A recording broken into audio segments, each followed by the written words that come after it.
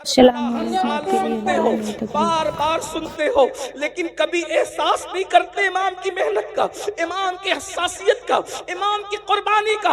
और मला बिन काहिल ने अल्लाह अकबर कमान पर तीर रखा, वही जो घोड़ों पे चलाया जाता था, और नन्हे 6 महीने के मासूम के हलक पर चला दिया और ये कहा, हुसैन ले, आज के बाद तेरा बेटा फिर कभी नहीं रोएगा। बेटे के रोने का इतना ख्याल है, ले आज के बाद तेरा बेटा कभी नहीं रोएगा। और वो तीर चला तो नन्हे से 6 माह के शहजादे के हलक को चीरते हुए इमाम हुसैन के बाजुओं में बेबस हो गया, इमाम के बाजू में घुस गया। और घुसने के बाद क्या मंजर रहा होगा, मौरिख लिखता है 6 महीने के मासूम ने एक हल्की सी झुरझुरी ली, एक हल्की सी झुरझुरी, आवाज भी ना निकल सकी। 3 दिन का भूखा प्यासा शहजादा, 3 दिन का भूखा प्यासा शहजादा एक हल्की सी झुरझुरी ली और बाप की गर्दन में आखिरी सांस लेकर के सांस टूट गई।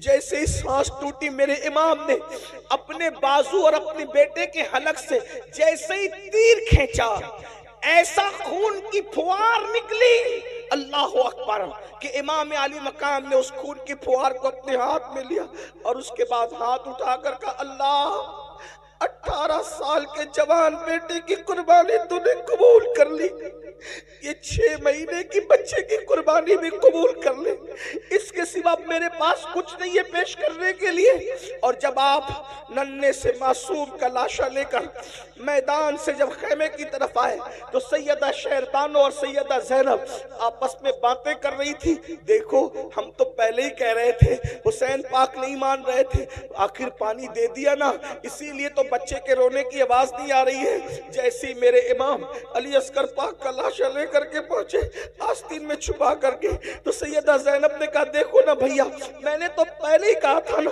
कि बच्चों पर तो काफिर भी रहम करते हैं, उन्होंने पानी दे दिया ना। मेरे इमाम ने फरमाया, हाँ पानी तो मेरे बेटे ने पी लिया है, लेकिन यजीदियों के हाथों से नहीं, साकी कौसर अपने नाना के हाथों से पानी पी लिया है। जब अल्लाह अकबर शहजादा अली असगर का छेदा हुआ हलक बीबियों ने देखा तो खेमे में कोहराम मच गया। अब आपसे पूछना चाहता हूं, मेरी कौम के जवानों, बताओ, इस कुर्बानी के बाद ये दीन हम तक पहुंचा, ये नमाजें हम तक पहुंची, ये इबादतें हम तक पहुंची, ये अल्लाह का कानून हम तक पहुंचा। अब बताओ, जिस वक्त हम मस्जिद को वीरान करते होंगे, नमाज नहीं पढ़ते होंगे, कब्र में इमाम हुसैन के दिल पे क्या गुजरती होगी, क्या गुजरती होगी। अगर तुम्हारे पीर और मुर्शिद सैयद हैं तो अपने पीर सैयद का दिल नहीं दुखाते, रोजाना हजारों मर्तबा इमाम हुसैन का दिल दुखा रहे, उसका क्या। जब तुम चेहरों से दाढ़ियां मुंडाकर गटरों में फिकवाते होंगे, उस वक्त इमाम हुसैन के दिल पे क्या गुजरती होगी कि मैंने 18 साल का जवान हम शबीर पैगंबर इसीलिए कुर्बान किया था। जब तुम हराम खाना खाते होंगे, शराब पीते होंगे, जिना की तरफ जाते होंगे, गाने सुनते होंगे, फिल्में देखते होंगे, उस वक्त मेरे इमाम के दिल पे क्या गुजरती होगी। क्या मैं ये कह सकता हूं, क्या मैं ये कह सकता हूं, क्या मुझे कहने की आप इजाजत दे सकते हैं कि यजीदियों के तीर तो इमाम हुसैन के जिस्म पे चल रहे थे, हम कैसे हुसैनी हैं, हम तीर इमाम हुसैन के जिस्म पे नहीं चला रहे, हम तो ये दुखों के तीर इमाम हुसैन के दिल पे चला रहे।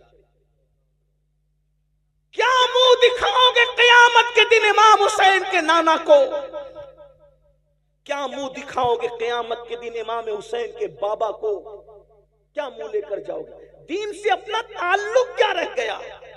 इमाम हुसैन ने बताया, एक तरफ अल्लाह का दीन हो और एक तरफ मासूम अली असगर जैसा 6 महीने का बच्चा हो, तो मैं दीन के सामने अपने बच्चे को नहीं देखूंगा, दीन बचाने के लिए मैं बच्चा भी कुर्बान कर दूंगा।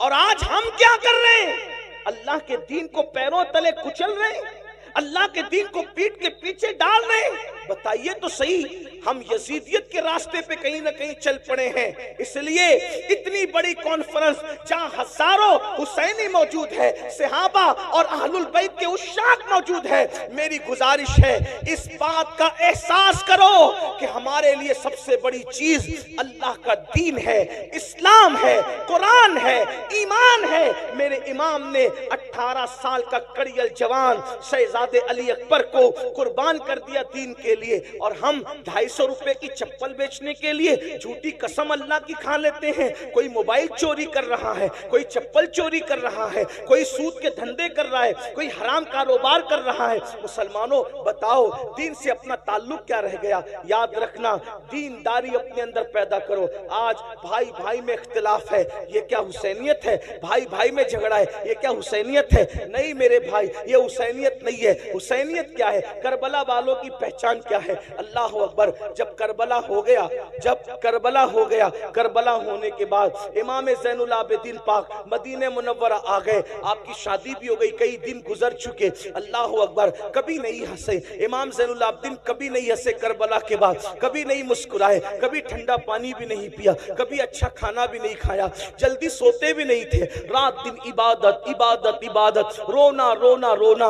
एक दिन ऐसा हुआ कि मदीने मुनव्वरा के अंदर कोई दौड़ते हुए आया और आने के बाद कहने लगा, इमाम इमाम, एक बंदा है जो करबला में था और अहले बैत पे उसने जुल्म किया था, वो मदीने मुनव्वरा आया है और मदीने के लोगों ने अपने दरवाजे बंद कर लिए, मदीने के लोगों ने अपने दरवाजे उसके लिए बंद कर लिए हैं। इमाम, कितनी खुशी की बात है कि सबने दरवाजे बंद कर लिए, न उसको कोई रहने को जगह देता है, न खाना देता है, न पानी देता है। इमाम ने सुना, वो खुशी खुशी बता रहा था कि आप लोगों का दुश्मन, आप लोगों का कातिल, आपके घरों को उजाड़ने वाला मदीने आया तो मदीने मुनव्वरा में जलील हो रहा है, ना कोई घर दे रहा है, ना कोई खाना दे रहा है, ना कोई पानी दे रहा है। मेरे इमाम ज़ैनुल आबिदीन सैयद सज्जाद मज़लूम करबला सैयदुल आबिदीन ज़ैनुल आबिदीन अबुल अइम्मा सैयदना इमामुल मुहद्दिसीन इमाम ज़ैनुल आबिदीन ने फरमाया, वो कहाँ है? उसको बुलाओ, उसको बुला के ला। ये हंसी की बात नहीं है, उसको बुला के ला। अरे वो कुछ भी है, मुसाफिर है ना, हमारे शहर में आया। कौन? कातिल अहले बैत। बुला उसको। वो आया, आने के बाद इमाम ने दस्तरखान बिछाया, उसको खाना खिलाया, उसको पानी पिलाया, फरमाया कितने दिन मदीने में रहोगे बता दो, रहने का इंतजाम हो जाएगा। वो खा पी करके इमाम को देख रहा था ऊपर से नीचे तक, और उसने कहा, अली, आपका असल नाम? अली इब्ने हुसैन, इमाम ज़ैनुल आबिदीन का असल। अली, शायद तुमने मुझे पहचाना नहीं, ये जो तुम एहसान पे एहसान किए जा रहे हो, तुमने मुझे पहचाना नहीं। इमाम की आंखों में खून उतर आया, और खून उतर आया तो मेरे इमाम ने फरमाया, ये जो मदीने वालों ने दरवाजा बंद कर लिया, इनमें से कोई करबला में नहीं था। जो करबला में नहीं थे उन्होंने तुझे पहचान लिया, मैं तो करबला में मौजूद था। तू वही है ना? तेरे ही कहने से मेरी फूफियों के और बहनों के दुपट्टे छीने गए थे। तू वही है ना? तेरे कहने से मेरे गले में तोप डाला गया था, मेरी पीठ पर ताशियाने मारे गए थे। तू वही है ना? तेरे कहने से मेरे भाई अली असगर के हलक में तीर चलाया गया था। तू वही है ना?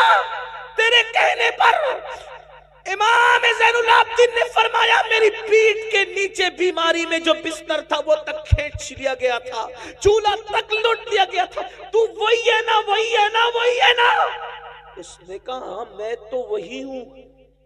कहा, जिन्होंने नहीं देखा उन्होंने पहचाना, मैंने तो तुझे देखा था, तेरे जुल्म सहे थे। कहा, फिर इमाम, जब आपने मुझे पहचान लिया तो फिर ये एहसान किस लिए कर रहे हैं? इरशाद फरमाया, जो कुछ तूने किया वो तेरे खून की खबासत थी, और जो हम कर रहे हैं ये हमारे खानदान की रिवायत। हमारे दरवाजे पे अगर दुश्मन भी चल के आता है, इंतकाम तो अल्लाह लेगा तुम लोगों से, लेकिन चूंकि दरवाजे पर चल कर आए हो तो हम तुम्हें खाना खाए बगैर जाने नहीं देंगे। ये हुसैनियत है, ये करबला वालों का किरदार है। आपकी अम्मी से आपकी कितनी बनती भाइयों, वो बताओ। इमाम ज़ैनुल आबिदीन अपने बाबा को दुख देने वाले और अहलुल बैत पे जुल्म करने वाले जालिम को भी चौखट पे बुला के खाना खिला रहे, कहते हैं अल्लाह इंतकाम लेगा। आप बताओ, वहां दुश्मन के साथ ये सलूक है, ये इमाम हुसैन की तरबियत है। आज आप तो अपनी अम्मी की कभी एहतराम नहीं करते, आप अपने अब्बू का एहतराम नहीं करते। नाच खानी करने वाले को 10-10 की, 20-20 की, 100-100, 500-500 की नोट लाके देते हो, मुकर्रिर को लाके देते हो, पीर साहब को लाके देते हो। क्या ऐसे खुशदिली के साथ अपने माँ बाप को भी लाके देते हो? कौन सी हुसैनियत पर हम अमल कर रहे हैं? माँ बाप दवा के लिए तरस रहे हैं, उनको कहते हो डोकरी डोकरा, बुड्ढी बुड्ढा, हम तुम्हें कितना पाले, कितनी परवरिश करें, क्या सब कुछ कमा के तुम्हें पे खर्चा कर दे? माँ बाप की बद्दुआ लेते हो और यहाँ लाके नजराना देते हो। मैं सच्ची बात कहने वाला आदमी हूँ, एक बात याद रखना, माँ बाप की बद्दुआ लोगे, किसी की दुआ तुम्हें कभी तरक्की नहीं दिला सकती। ये बात मैं हक कह जा रहा हूँ, इंशाअल्लाह ये हमारे मखदूम साहब के शहजादे मेरी तायद करेंगे। माँ बाप की बद्दुआ लेकर, माँ बाप का दिल दुखा के, चाहे सैयद साहब की दुआ ले लो, चाहे पीर साहब की दुआ ले लो, चाहे इमाम साहब की दुआ ले लो, चाहे किसी वली की दुआ ले लो, अगर माँ बाप नाराज है, किसी की दुआ तुम्हें तरक्की पे नहीं ले जा सकती। अपने आप में डूब के सोचो, क्या ताल्लुक है माँ बाप से? माँ बाप बीमार पड़ते हैं तो मुंह छुपाते फिरते हो कि दवा खाने का बिल ना भरना पड़े। बीवी के लिए कपड़ा लाना है तो 4-4 हजार का ड्रेस लाएंगे, और माँ बाप के लिए 500 रुपए का। अरे बुड्ढा बुड्ढी को क्या जरूरत है, उनको थोड़ी कोई जवानी आ रही है। क्यों भाइयों, बुड्ढों को दिल नहीं होता? कभी अपने बचपन पे भी तो ख्याल करो, जब हम बच्चे थे, बच्चे तो हमारे माँ बाप अपने लिए कपड़े नहीं बनाते थे। पहले वो अच्छे से अच्छा लिबास हमारे लिए खरीदते थे, पहले अच्छी से अच्छी चप्पल हमारे लिए खरीदते थे। अगर खाना भी बनता था तो बाप के साथ खाते थे, अम्मी के साथ अच्छी वाली गोश्त की बोटी अम्मी हमें खिलाती थी, और जो बचता था वो खुद खाती थी। कभी कभी घर में मिठाई आती थी, हमें खिला देती थी, खुद नहीं खाती थी। ये हमारी माओ ने हम पे एहसान किया। भाइयों, हम पेशाब कर देते थे सर्दियों में, तो गीले बिस्तर पर, पेशाब वाले बिस्तर पे मां सोती थी, ठंडे ठंडे बिस्तर पे, और हमें अपने सीने पे सुलाती थी, खुश्क बिस्तर पे सुलाती थी। हुसैनियों, अहलुल बैत से मोहब्बत करते हो, क्या ताल्लुक है माँ बाप से? अरे जिससे, जो माँ बाप का वफादार नहीं, वो अहले बैत से सच्ची मोहब्बत नहीं करता। अहलुल बैत क्या है? इनसे मोहब्बत की तो इनके किरदार पे अमल करो। इमाम हसन ने, तवज्जो करो, टाइम अब खत्म होता है लेकिन सुन ले, इमाम हसन ने पूरी जिंदगी, इसी बात पूरी कर रहा हूं, इमाम हसन ने अपनी पूरी जिंदगी में अपनी अम्मी सैयदा